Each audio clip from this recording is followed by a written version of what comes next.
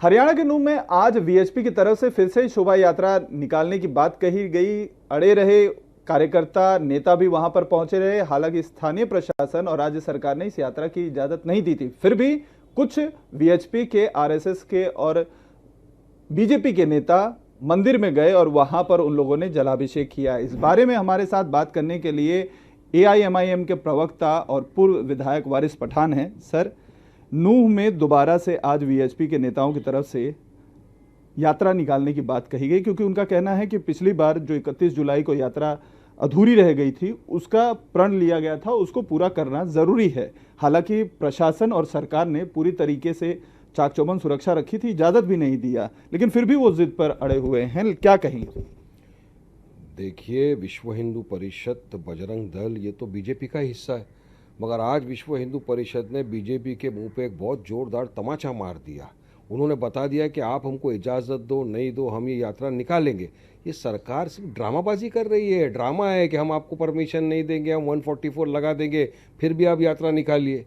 क्या कर लिया सरकार ने? रोकने की कोई कोशिश की? नहीं कोशिश की। तो मतलब सिर्फ ड्रामाबाजी पूरी पब्लिक देख रही है। इसके पहले भी क्या हुआ था, हम तो बोल रहे थे ना कि अगर बिट्टू बजरंगी और मोनू मनेसर जैसे लोगों को, जिन्होंने एक वीडियो निकाला था, उनको हिरासत में ले लिए होते तो नूंह में दंगा होने से रुक जाता ना। आप हमने सबने देखा, मंदिर परिसर से गोलियां चली, यही यात्रा था ना तभी। उसके बाद क्या हुआ, 450 से ज़्यादा मुसलमानों के घरों को बुलडोजर से उड़ा दिया। ना due process of law follow किया, ना कोई नोटिस दिया। पंजाब हरियाणा हाईकोर्ट ने कहा कि ये तो एक एथनिक क्लेंसिंग लग रहा है। इस हद तक की नौबत आ गई। तो अब खट्टर सरकार अपना मुंह बचाने के लिए, छुपाने के लिए आके बोल दिए, नहीं भाई आप घर में पूजा करिए, आप मंदिर में पूजा करिए, और पीछे से उनके जो फुट शोल्डर थे उनको बोल दिया ठीक है आप अपना कर दिए। तो किस दिशा में देश को लेकर जाना चाहते हैं भाई? हम कायदा है, 144 लगाए, संविधान है, इसका पालन करेंगे या देश अपनी आस्था पे चलेगा? क्या उनकी आस्था है तो मेरी भी आस्था है। G20 के पहले अब कौन माहौल खराब करने की कोशिश कर रहा है देश में? आप खुद देख लीजिए कौन लोग हैं ये लोग। कौन चाहता था G20 के पहले के मामला खराब हो? ये लोग। इसलिए प्रशासन को सोचना चाहिए कि हम क्या करें। आज देश पूरा देख रहा है, जहाँ जहाँ बीजेपी की सरकार है, फिर चाहे मणिपुर हो, चाहे हरियाणा हो, आप देखो वहीं पर इस तरह की घटनाएं हो रही है। यूपी में आप देख लो कितना रेडिकलाइजेशन बढ़ गया है। अब तो यहाँ तक का रेडिकलाइजेशन बढ़ गया है, अतुल भाई के जिसको टीचर हम बोलते थे, जो हमारी गुरु की मतलब इतनी इज्जत थी, आज वो टीचर एक बच्चे को, 7 साल का बच्चा जिसको मालूम नहीं है सियासत क्या है, जिसको मालूम नहीं हिंदू मुसलमान क्या है, जिसका एक दिल हृदय एकदम पाक प्योर होता है, स्कूल में पढ़ने गया टीचर से शिक्षा लेने, वो टीचर दूसरे बच्चों को बोलती है, नॉन मुस्लिम बच्चों को, इसको मारो, और फिर बोलती है कि मोहम्मदन को जोर जोर से मारो। मैं तो नहीं बोल रहा हूँ, बच्चे का वीडियो है, आप वीडियो को निकाल दीजिए। मगर सोशल मीडिया का ज़माना है, वायरल है सब तरफ। तो कितना मानसिक रेडिकलाइजेशन लोगों का हो गया है कि सोच नहीं सकते। जितना 9.5 साल में बीजेपी आरएसएस वालों ने नफरत फैलाई है ना देश में, मैं समझता हूँ आज़ादी से लेकर अब तक इतनी नफरत न देखी होगी हमने कहीं पर भी। मुझे बुजुर्ग लोग बोलते हैं, वारिस भाई आप तो अभी पैदा हुए, आप तो यंग हो, लेकिन हम तो इतने सालों से देख रहे हैं, इतनी नफरत देश में नहीं थी जितनी अब फैल गई है। नतीजा है इनकी भाषणों का। इसी तरह बस विश्व हिंदू परिषद, बजरंग दल, आरएसएस, बीजेपी, इसी तरह शोभा यात्रा, महापंचायत के अंदर बयानबाजी, जाओ मुसलमानों का नरसंहार करो, बेटा कलम कागज छोड़ दे, तलवार उठा ले। इसका नतीजा ये कि यूनिफॉर्म के अंदर आदमी ट्रेनों के अंदर गोलियां चला रहा है, मुसलमानों को बुला बुला के लाके मार रहा है, गोलियां मार रहा है। किस तरह? फिर मोदी जी बोलते सबका साथ, सबका विकास, सबका विश्वास। ये है सबका साथ? ये हम चाहते थे क्या देश के अंदर?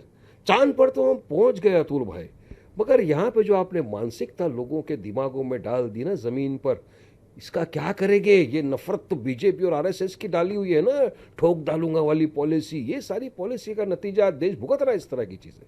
लेकिन बीएचपी की तरफ से और राज्य सरकार की तरफ से ये कहा जा रहा है सफाई में कि जो यात्रा थी वो पूरी तरीके से शांतिपूर्ण थी। बीएचपी की तरफ से ये भी बार बार कहा जा रहा था कि बहुत ज्यादा संख्या में नहीं जाएंगे, किसी तरीके का कोई हथियार नहीं होगा, इस तरीके की कोई नारेबाजी नहीं करेंगे जिसकी वजह से लोगों के भावनाओं को जो है ठेस पहुंचे। इस चीज को लेकर भी बहुत ज्यादा उन लोगों ने एहतियात बरता है।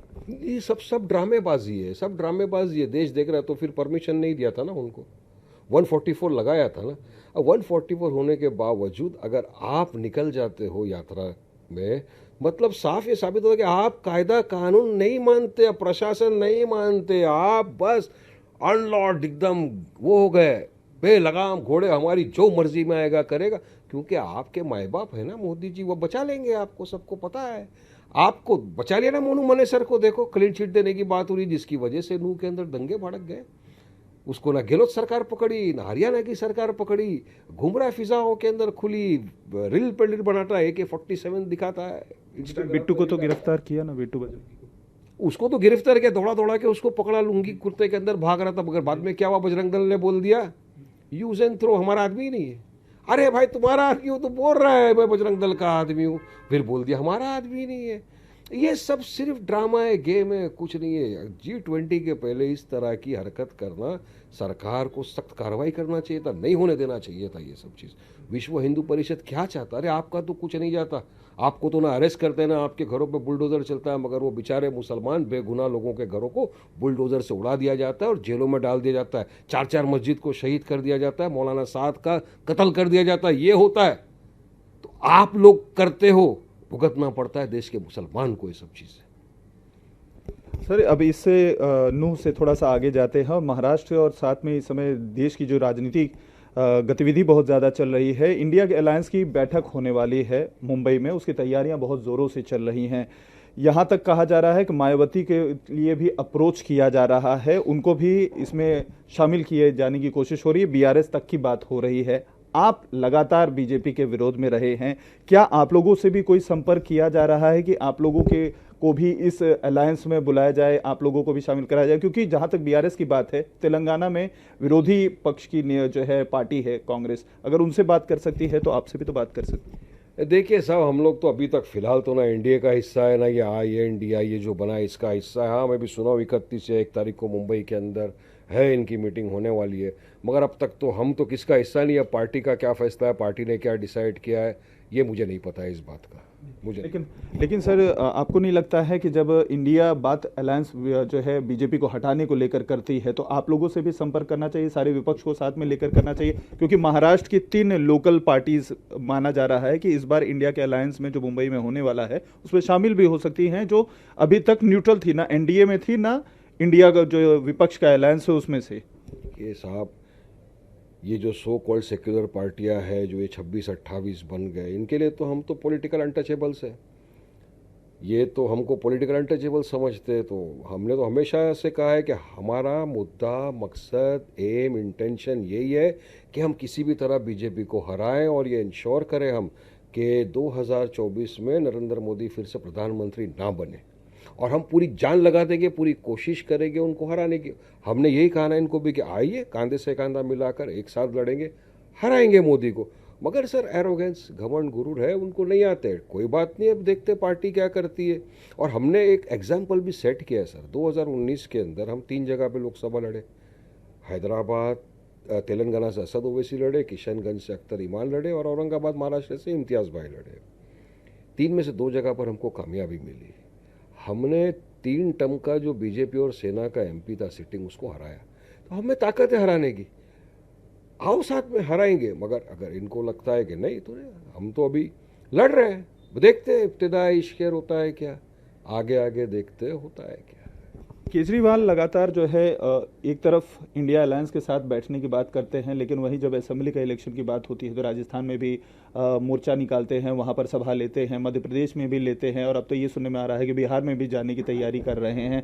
तो इसको किस तरीके से देखते हैं? आपके ऊपर तो B टीम का जो है स्टैंप लगाया जाता है। हमको तो A B C D Z तक की टीम बना दिया जाता है, मगर पटना के अंदर सब बैठते हैं यही INDI वाले, तो वहाँ से अजीत पवार, NCP के जो नेता उठ के जाते हैं, महाराष्ट्र में आते हैं, फडणवीस का हाथ पकड़ लेते हैं। तो असल B टीम कौन है, C टीम कौन है, अब सब देख रहे हैं।